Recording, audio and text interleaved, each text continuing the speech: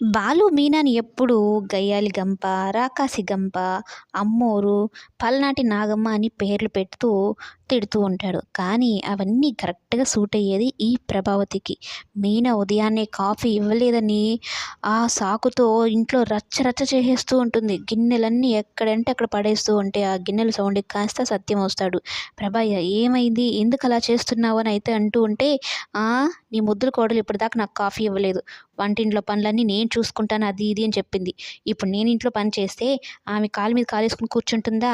అందుక ఆమెను తీసుకొచ్చి ఈడ పెట్టుకుంది అని అయితే చెప్తూ ఉంటుంది. ఇక ఇంతలో కామాక్షి కూడా వస్తుంది. కామాక్షి ఎలాంటి రకం అంటే పక్కన వాళ్ళు ఎవరైనా బాధపడుతున్నారు అంటే ఆ బాధలో తన సంతోషాన్ని వెతుక్కొని అన్నం కూడా తినకుండా కడుపు నింపేసుకుంటుంది. ఇలాంటి వాళ్ళు ప్రతి ఒక్క ఊరిలోనూ, వీధి చివరలోనూ ఉంటారేమో ఇలాంటి కామాక్షి వాళ్ళు.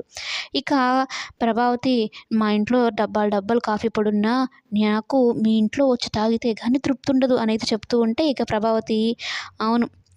అయ్యకి అటుకులు లేక ఏడుస్తుంటే కొడుకొచ్చి బిర్యానీ కావాలనంట. అలా ఉంది నీ పరిస్థితి. ఆ మహాతల్లి ఇంతవరకు రాలేదు. కాఫీ కూడా నా మొహాన్ని కొట్టలేదు. నా తల బాధతో నేను చస్తూ ఉంటే నువ్వు కాఫీ కోసం అంత దూరం నుంచి ఇక్కడికొచ్చావనైతే చెప్తూ పద లేపి అడుగుదామని మీనా గదికైతే వెళ్తుంది. ఇక మీనా ఏమో డోర్ తీస్తుంది.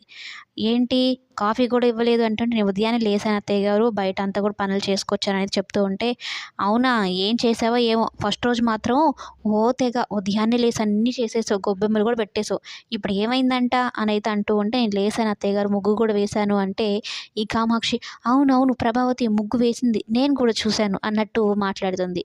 పదండి అత్తయ్య గారు కాఫీ పెట్టిస్తా అని చెప్పని వెళ్ళి కాఫీ అయితే పెట్టి ఇస్తుంది.